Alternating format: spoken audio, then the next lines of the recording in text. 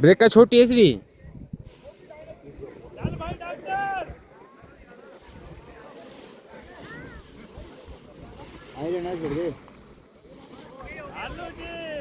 चलना ठीक है जोर लगाओ भागो भागो भागो भागो भागते रहो भागते रहो ओए ओए तेरा ध्यान ठीक नहीं हो गया हां ये तो टाइप 15 अच्छी रही है ओ डॉक्टर चल बाबे